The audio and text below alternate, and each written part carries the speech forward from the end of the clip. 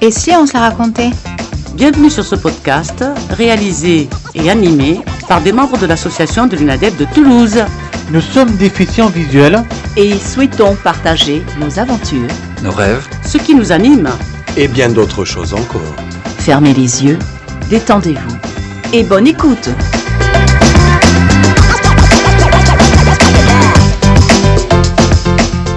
Salut tout le monde et bienvenue dans ce nouvel épisode de Et si on se la racontait dans les studios d'Altitude FM, là où on a commencé nos premiers épisodes. Ça fait plaisir de revenir. Aujourd'hui, pour un format un petit peu plus long que d'habitude, on va parler de handisport et de sport de haut niveau. Tout d'abord, on va demander à Yanis de nous définir ce que c'est que le handisport et comment on peut en venir au sport de haut niveau dans ces conditions. Avant tout, bonjour à tous. Moi je suis Yanis Heider, éducateur sportif à l'UNADEF au sein d'activités à Toulouse. Le handisport, c'est quoi ? C'est de la pratique sportive adaptée, donc ça regroupe toutes les pratiques sportives pour les personnes en situation de handicap, donc moteur ou sensoriel. Et nous, dans le cadre de l'UNADEF, donc on organise de la pratique sportive pour les personnes déficientes visuelles, donc malvoyantes ou non-voyantes. Là, le handisport qui est géré par la Fédération Française Handisport, la FFH, mais aussi par les autres fédérations qui peuvent être délégataires. On va voir ça après avec notamment le triathlon, qui est délégataire de la mise en place de cette pratique-là.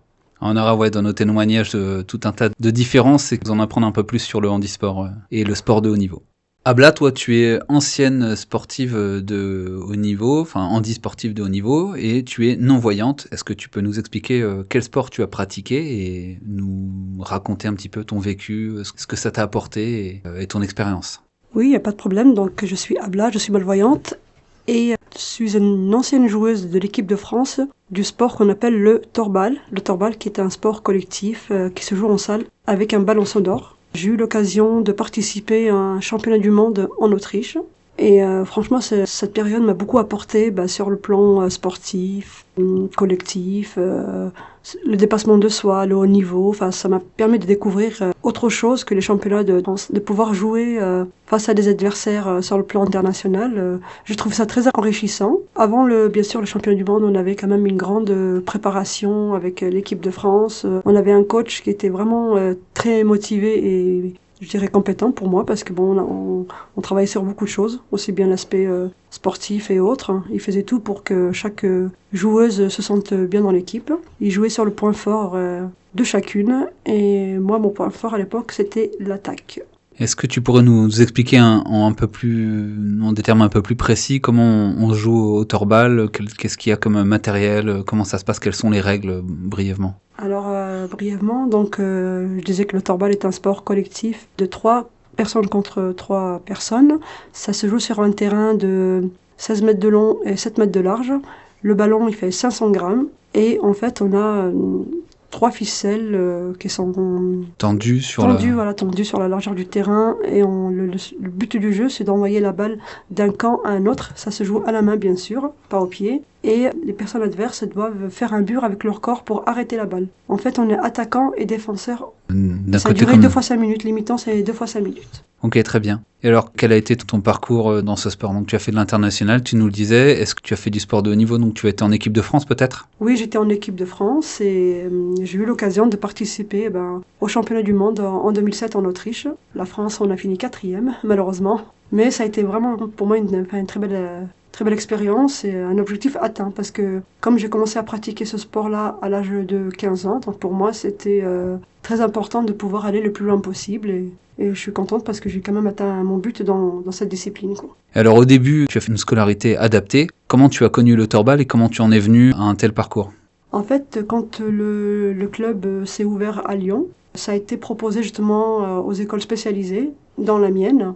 Et c'est notre éducateur qui nous a dit un soir, on nous propose une activité à l'extérieur de l'internat qui s'appelle le torbal. Donc si vous êtes partant, on peut aller faire l'initiation. Et alors moi ce qui est curieux c'est que à 15 ans, j'étais un petit peu rebelle, donc je lui dis à mon éducateur, je vais bien aller voir ton sport, mais si c'est pas bon, je ne resterai pas. Il me dit, essaye d'abord et ensuite tu verras. Et conclusion, là j'en suis pratiquement à ma 37e année, quoi. Donc voilà.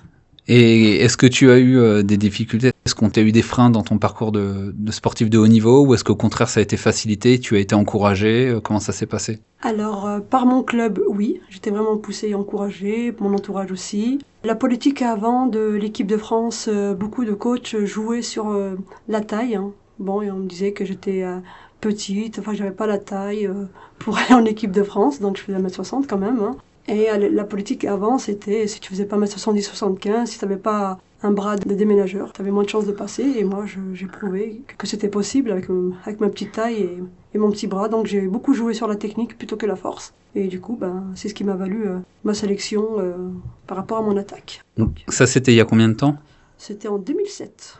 C'était en 2007. Ça va faire 20 ans bientôt. Ça fait 20 ans. Et depuis, les choses ont bien évolué. Et on a Nadège qui est avec nous. Toi, tu es malvoyante et tu as fait partie de l'équipe de France de goalball. Est-ce que tu peux nous expliquer un petit peu ce que c'est que le goalball? Oui, alors tout à fait. Et avant de faire partie de l'équipe de France de goalball, j'ai aussi fait du torbal parce que ce sont deux sports cousins. Et donc, je suis venue au goalball par le torbal, parce que en fait le torbal n'est pas un sport paralympique, le goalball est un sport paralympique, c'est plus physique.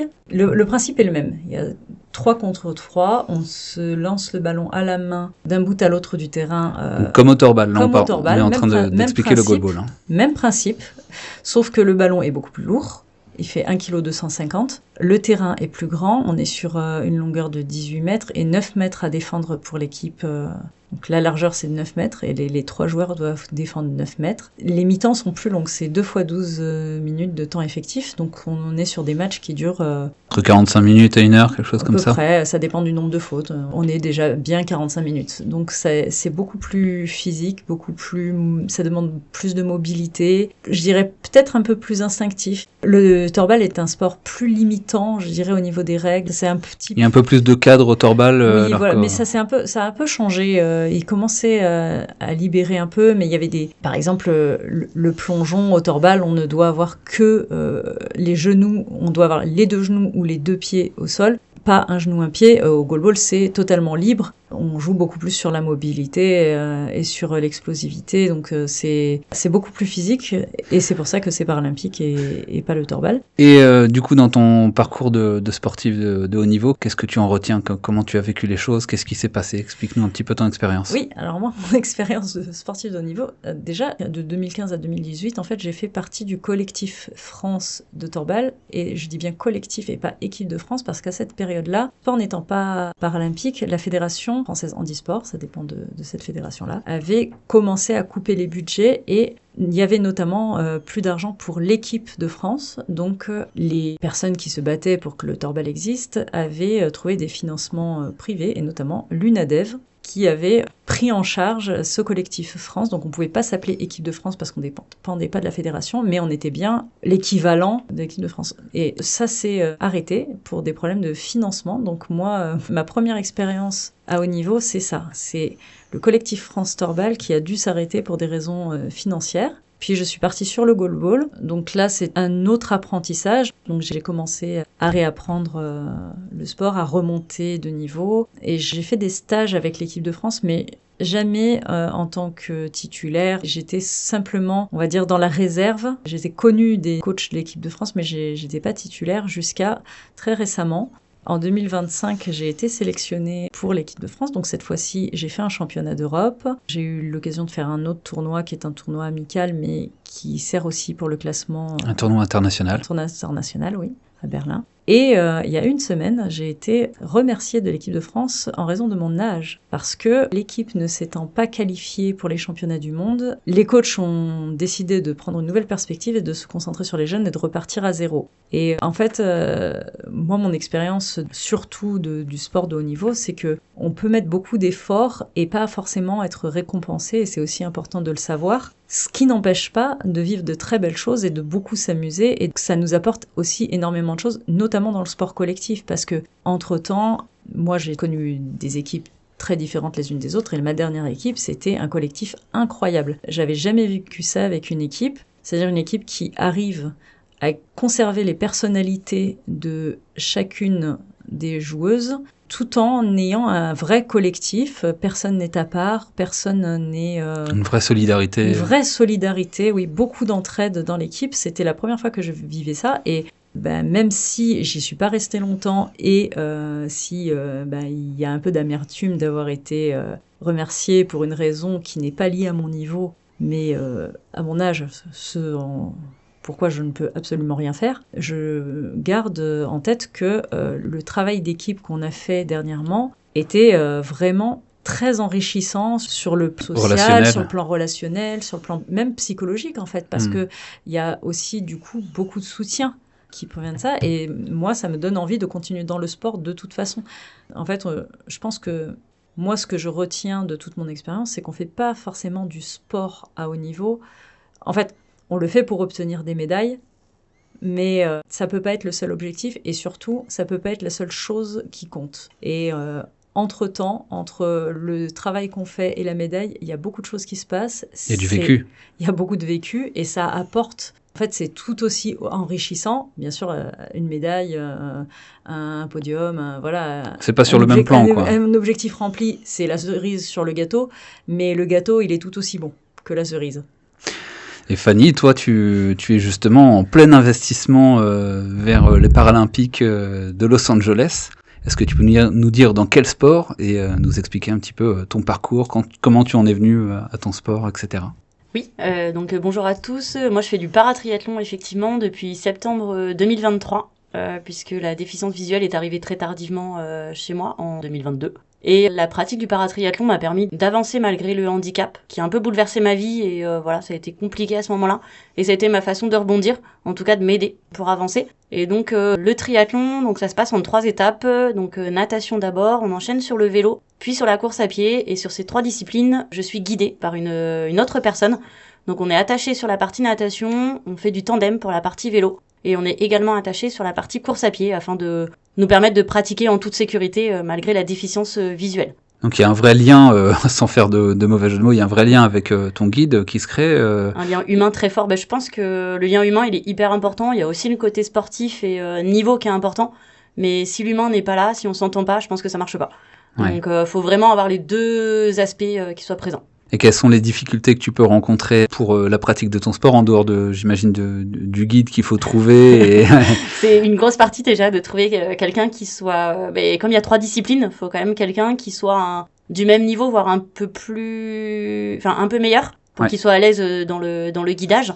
Donc ça, c'est pas évident, parce qu'il faut que ce soit dans les 3 disciplines. La partie du guide est un peu plus compliquée, parce qu'il faut se concentrer sur les obstacles qu'on peut rencontrer et prendre en compte qu'on a un athlète avec nous et qu'on doit guider. Donc on n'est pas tout seul à courir, quoi. Voilà, faut être à l'aise pour pouvoir lui parler, lui dire virage gauche, virage droit, obstacle, etc.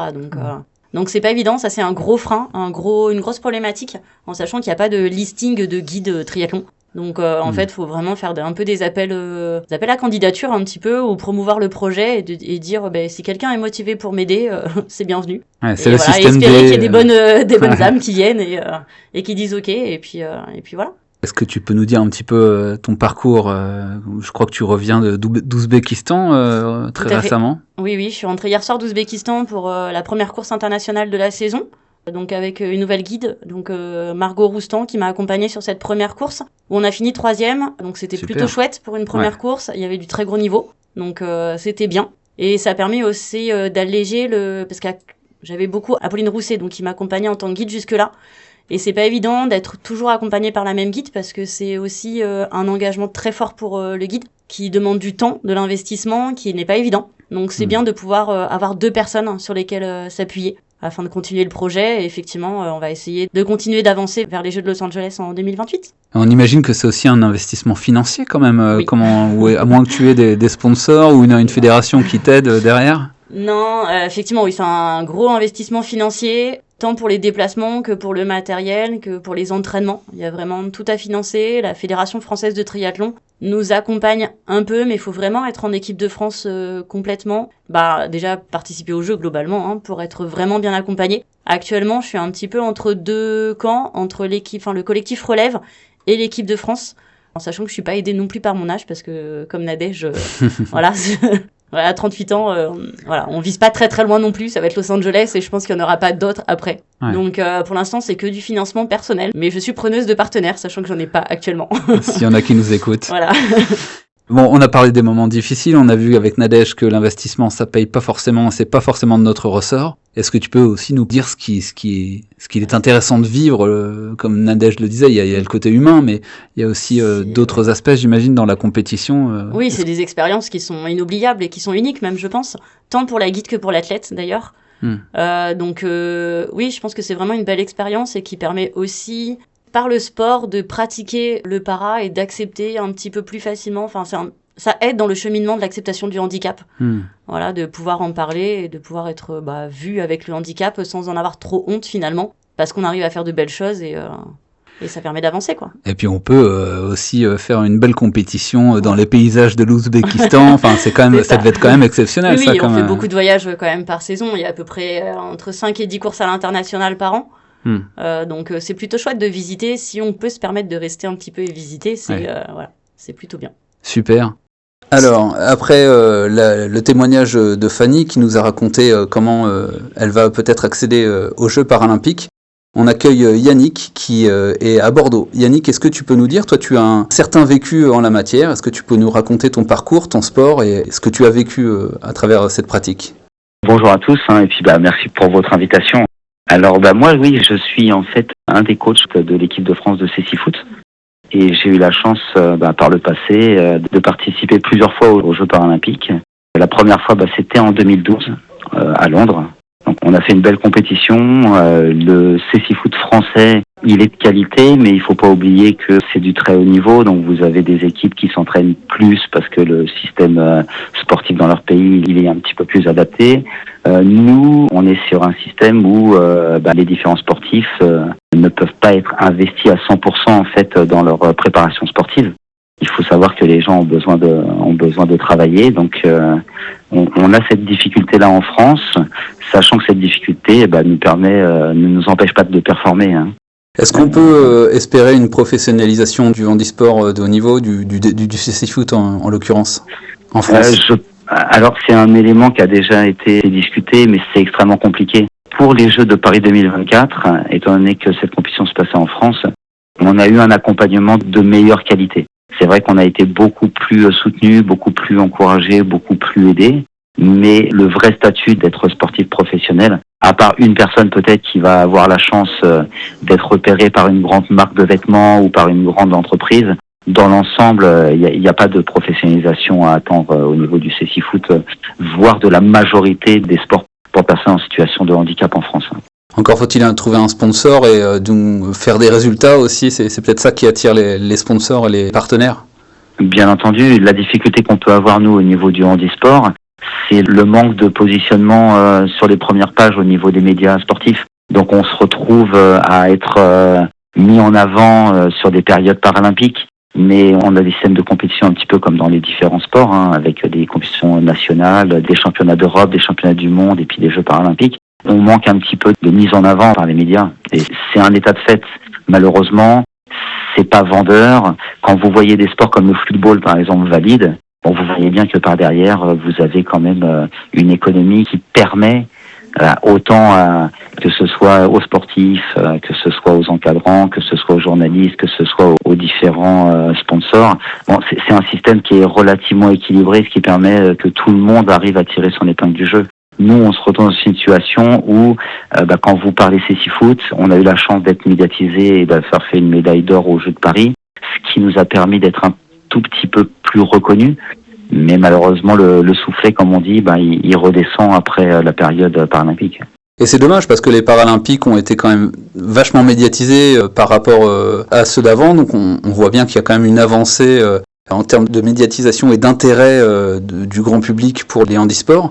Mais malheureusement, effectivement, comme tu le dis, ça suffit pas et on a l'impression qu'après les Paralympiques, le soufflet retombe, comme tu le dis, ouais, effectivement. Et peut-être que les sponsors et les partenaires n'affluent pas comme on aurait voulu.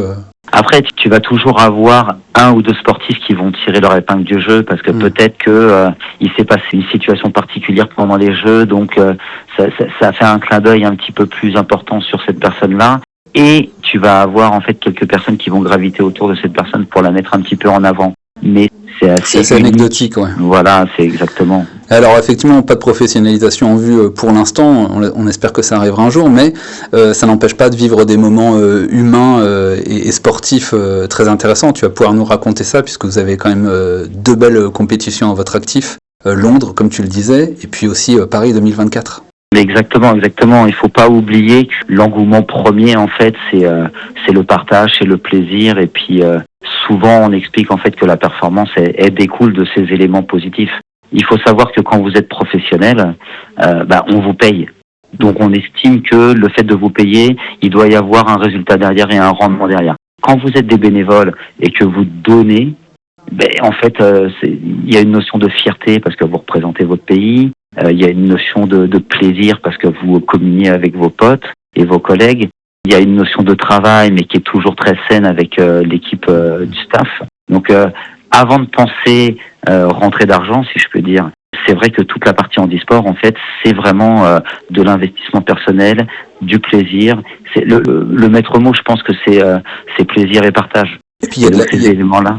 Il y a de la fierté aussi, j'imagine, à voir ces efforts concrétisés par une médaille d'or, comme vous l'avez fait aux Jeux paralympiques de Paris 2024. En effet, là, après, moi j'ai fait plusieurs fois les Jeux. Il faut être honnête, quand vous êtes sportif de haut niveau, moi je l'ai pas été, moi je suis seulement dans le staff, mais quand vous êtes sportif de haut niveau, je pense que quel que soit dans le pays où vous allez, vous vous entraînez, vous donnez beaucoup de votre personne. Et malheureusement, dans tous les pays, c'est la même chose. Vous avez des sportifs qui sont là pour conquérir contre vous. Donc, vous ne faites pas que des performances. Même si la qualité de votre entraînement est là, vous avez en face de vous des gens en fait qui ont les mêmes envies que vous en fait. C'est de ramener la médaille à la maison. Donc, avant tout, c'est du travail collaboratif. Moi, je suis dans un sport collectif, donc c'est comme ça que je le vois. C'est vrai qu'en sport individuel, l'investissement de la personne est le même. Elle peut peut-être un peu moins s'appuyer sur le collectif, mais c'est des expériences incroyables. En 2012, en fait, on est parti à Londres en fait pour faire donc une compétition de six-foot qui, sur le papier, je parle de manière théorique, sur le papier, en fait, vous vous rendez compte que les 2 meilleures équipes du monde, elles sont dans la même poule que vous. Vous savez qu'il y en a 2 qui sortent des poules. Et si vous ne sortez pas des poules, la médaille, ce n'est plus la peine d'en rêver, en fait. Et malgré ça, on a réussi à passer les poules. Et passer les poules, on s'est retrouvé, en fait, à batailler avec des équipes qu'on connaissait déjà. Donc, en fait, ça a été très dur de sortir des poules. Et ensuite, on s'est retrouvé à jouer l'Espagne qu'on avait battue 6 mois avant au championnat d'Europe. Donc, vous arrivez dans une phase finale où il suffit, en fait, de travailler sérieusement, d'être appliqué, et vous avez une chance sur 2 de passer, si je peux dire.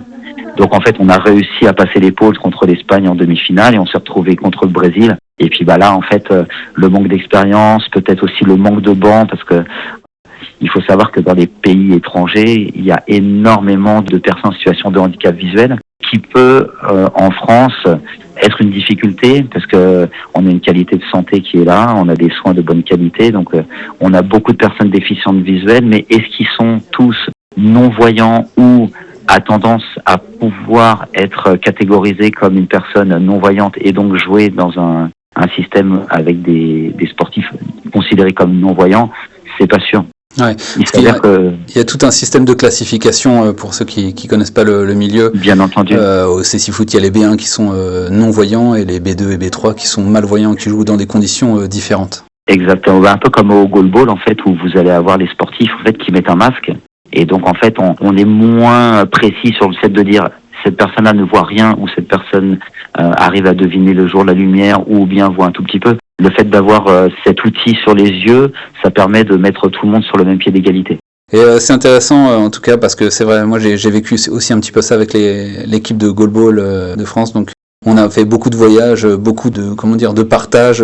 Que ce soit dans les échecs ou dans les victoires ou dans les moments compliqués ou dans les moments un peu mieux. Et il y a du travail collectif et il y a quand même des valeurs humaines, des relations qui se nouent et ça c'est quand même des beaux moments à partager. Et c'est vraiment c'était vraiment énorme de concrétiser ça par une participation paralympique de Paris 2024 pour le cas. Et voilà. Dans votre cas, c'est encore mieux quand ça se finit par une médaille d'or, c'est exceptionnel. Alors nous, on a la chance en fait d'être dans un sport où Vous avez beaucoup de sports en fait où on va vous dire voilà, à 25 ans, vous êtes déjà un vieux, vous êtes déjà usé, vous ne pouvez plus performer quoi. Nous, on est dans un sport où la prise d'information et la gestion des informations est très importante.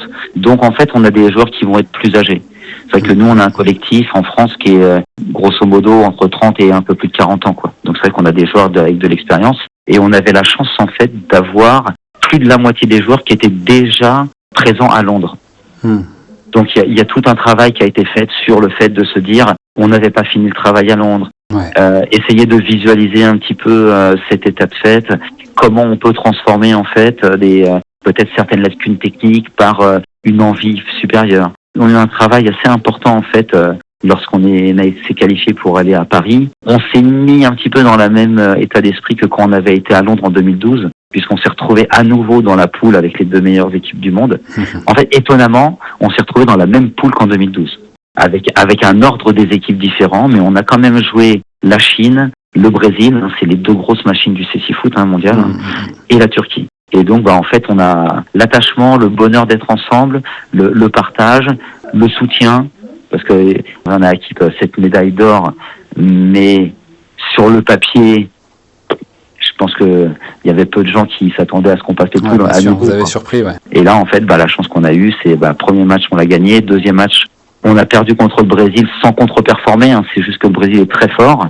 Ensuite, on a regagné notre match contre la Turquie. Et c'est cet enchaînement de victoires, de plaisir partagé. Et là, en fait, petit à petit, vous vous rendez compte que vous êtes sur un nuage, quoi. Et ça s'est conclu par une médaille d'or, une belle expérience. Ça s'est conclu exactement par une merveilleuse médaille d'or. Une médaille, en fait, moi je sais qu'à chaque fois que j'y pense, j'ai des trémolos dans la voix, en fait. Ouais, c'est beaucoup d'émotions. Merci pour ton témoignage, Yannick. Mais avec grand plaisir. Donc toi, tu es aussi animateur sportif à l'UNADEV et donc tu encadres tous ces sportifs de haut niveau, comme Yanis, et d'ailleurs on va conclure avec Yanis qui va nous expliquer ce que l'UNADEV fait avec tous ces sportifs. Écoute, en tout cas, merci de m'avoir permis de vous apporter un petit peu un éclairage au niveau de mon expérience, et puis j'espère fortement que différents sportifs de l'UNADEV pourront se qualifier et participer aux Jeux de 2028 en fait. Merci Yannick. Avec plaisir, merci et bonne continuation. Merci à toi aussi. Au revoir. Au revoir. Pour conclure, on va passer à Yanis, éducateur sportif à l'UNADEV de Toulouse. Que fait l'UNADEV pour les handisportifs de haut niveau et quel est le message qu'elle voudrait faire passer ? Mais comme on a pu voir précédemment avec Yannick, donc les collectifs France, les équipes de France sont gérées par la Fédération française handisport. Nous, notre rôle à un certain moment de l'entraînement, de l'accompagnement du sportif sur la préparation au vu des échéances, mais ça va dépendre individuellement du sportif. Donc on peut l'orienter vers des clubs sur la pratique, sur les entraînements. On peut l'accueillir aussi sur les équipements sportifs que l'on a, nous, au niveau de nos centres d'activité. Ou bien, selon le besoin aussi des handisportifs, ça va être l'accompagnement aussi financier qui peut se réaliser, comme on a pu soutenir Elie De Carvalho sur les Jeux paralympiques 2024 à Paris. À différents moments de la carrière du sportif, les objectifs et les besoins, on peut soutenir sur différentes strates. On a cette capacité-là. Après, sur l'organisation de stages, sur les transports, sur les lieux de compétition et l'organisation des compétitions, qu'elles soient européennes ou internationales, là, ça va être les fédérations françaises, dont notamment la FFH, qui prend le relais à ce niveau-là. Et donc si vous êtes bénévole ou si vous voulez devenir bénévole, si vous êtes déficient visuel et que vous souhaitez devenir handisportif, vous pouvez vous reporter vers l'UNADEV le plus proche ou la Fédération française et trouver un club du sport qui vous intéresse. Il y a des stages de jeunes à potentiel aussi pour vous orienter vers des sports qui vous conviennent le mieux. On a la fédération, la FFH fait un super travail sur la détection des jeunes sur différents stages. Comme on a pu l'écouter et le voir avec nos invités du jour, selon à un moment donné du parcours de vie, répondre à un objectif, chaque personne déficiente visuelle peut en tout cas, dans la pratique du sport, essayer ou entreprendre un projet pour atteindre le haut niveau qui est quand même l'excellence au niveau de la performance sportive, mais tout est atteignable avec de la volonté, se rapprocher auprès des bonnes associations, des comités départementaux, régionaux handisport. Donc Je pense que tout est possible. Et puis ne pas hésiter aussi à se rapprocher de ses pairs, donc de personnes comme Nadège, de personnes comme Fanny, comme Abla ou bien Yannick qui ont cette expérience-là de haut niveau et de venir prendre des conseils dans la partie échange. Je pense que c'est très très important. C'est important effectivement. Merci Yanis pour ton témoignage. Merci à Nadège, à Fanny, à Abla qui sont venus nous raconter leur parcours. Merci à vous d'avoir écouté ce numéro spécial de Et si on se la racontait. On se retrouve au prochain numéro. À très vite pour de nouvelles aventures. Ce podcast existe grâce à tous les intervenants, à la radio Altitude FM, fréquence 93.5, et aux porteurs de ce projet, l'association UNADEV, Union nationale des aveugles et déficients visuels, du Centre régional de Toulouse.